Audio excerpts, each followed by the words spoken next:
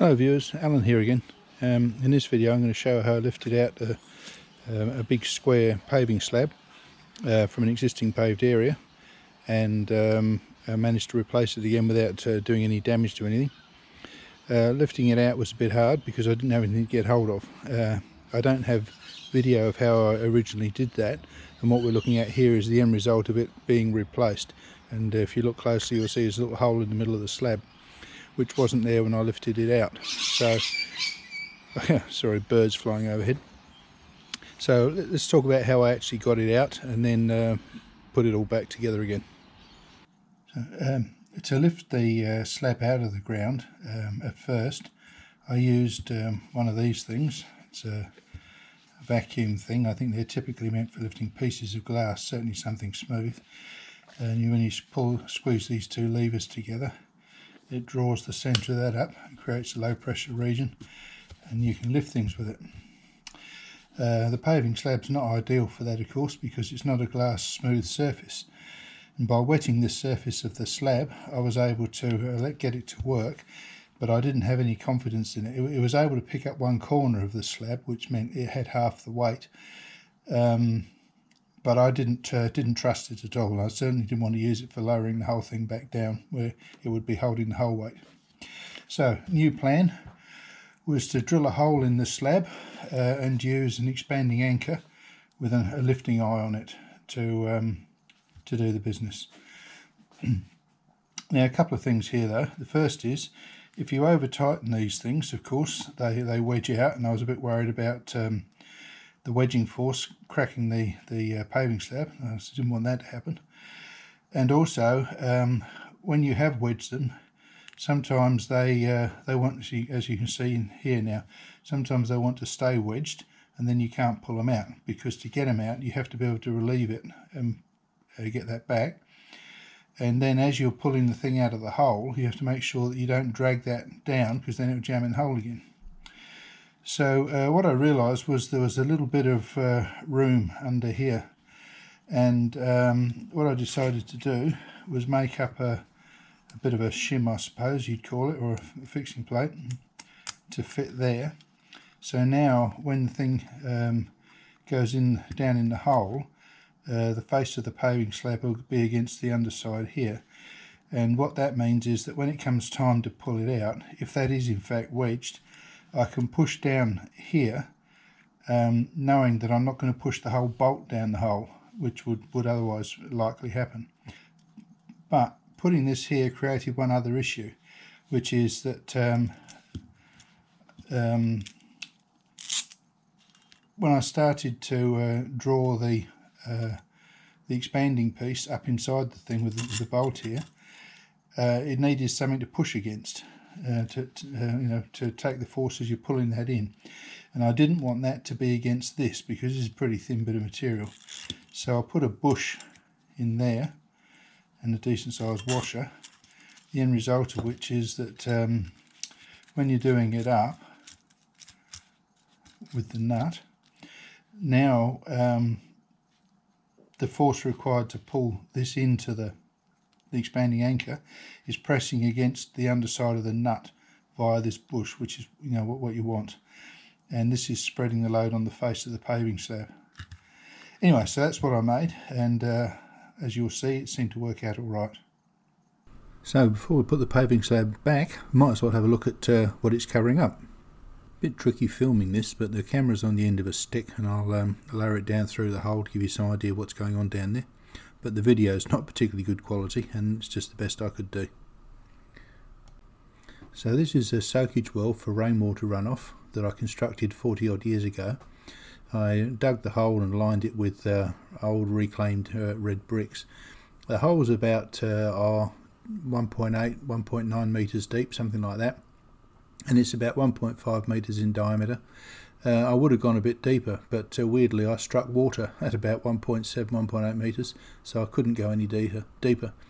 But the well has certainly done the job nicely, and the only reason the lid's coming off has come off this time is because I needed to check something with the flow into it and get that sorted. Okay, so in putting this paving slab back, I've got a particular issue. the edge here is very narrow, and trying to get sand at the right height is a problem. So I'm going to put a piece of wood in here to use as a piece of lost formwork, so I can get the sand in there without it all falling down the hole.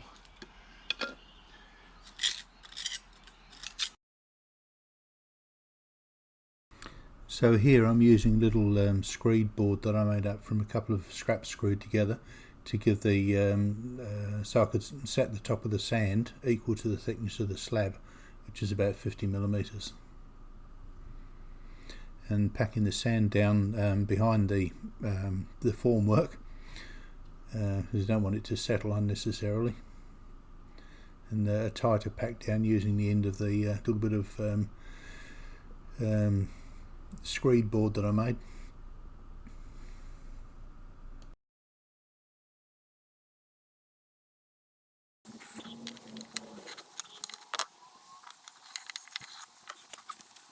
So you can see the lifting gantry here, aka the garden swing. Now these paving slabs are pretty heavy, because they're 500mm by 500 by 50 thick, and it makes them just under 30 kilograms a piece. Now that's not backbreakingly heavy, but it's certainly awkward, and the centre of gravity is a real issue too, because when you try and grab hold of it and hold it horizontal like that, you'd be having it extended a long way out in front of you, and it's very difficult to hold it like that. And then of course there's the issue of there's no room for your fingers to grab hold of the edge while it goes down into the hole. So that's why I wanted to set up a proper lifting apparatus and position it using rollers. It's just too much of a risk to try and do it any other way. And obviously also, as they were originally laid, they could just put one edge down and let the slab sort of like fall down to its position. But in this situation you can't do that. It's got to fit back like a jigsaw puzzle piece into an exact size hole, and there's only a few millimetres clearance all around it. So realistically my only option was to have some sort of a skyhook and to lower it down gently into position. And so that's what we've got here. And well, there's also a safety aspect as well. I mean, playing around with something that's 30 kilograms and doesn't care whether it crushes your toes and fingers or it doesn't, why give it a head start? So it might look like a bit of overkill to have a vertical hoist like this, but realistically I felt it was the only safe and practical way to do the job. And like putting the last piece into a jigsaw puzzle, it was very satisfying to see the slab slotted into its hole.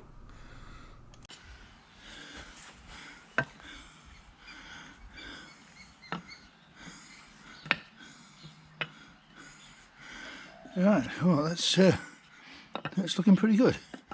And then we'll call that its final resting place, and then backfill around the cracks with the special paving sand.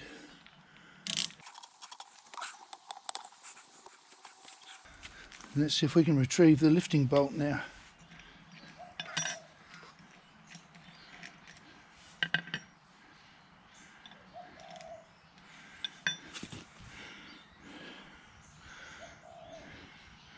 I'll back the nut off.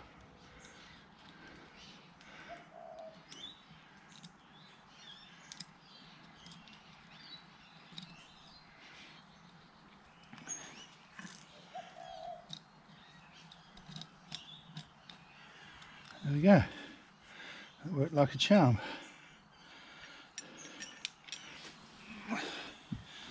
Right, so we'll fill the partly fill the groove first up with this coarse sand, because it's quite a big groove, and the paving sand that you use for the final bit that actually absorbs water and semi-sets.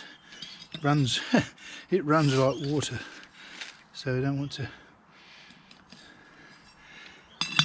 need to use more of that when you have to.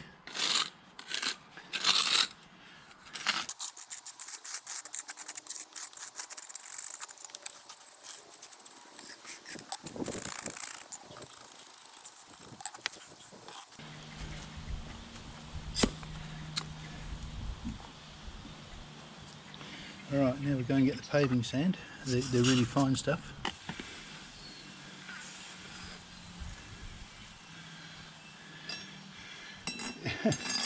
it pretty much self levels because it's so fine.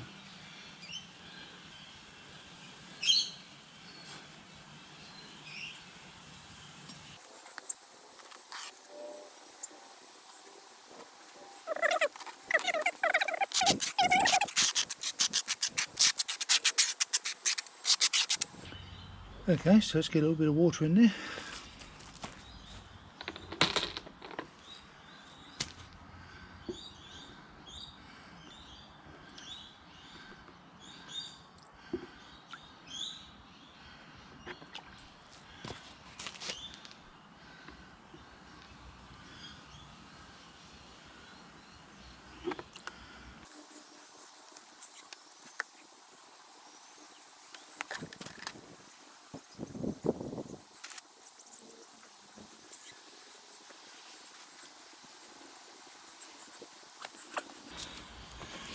You can see it found a little hole just there, so I have to fill that up.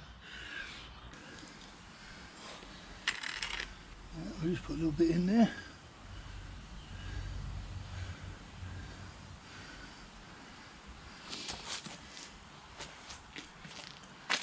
A little bit over here by the looks. In there. I think that's it. Nope. I think that's it. There's no point overfilling it.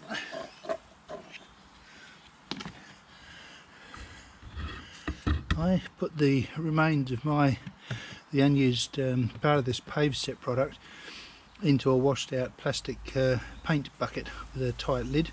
It keeps it dry and stops it going lumpy.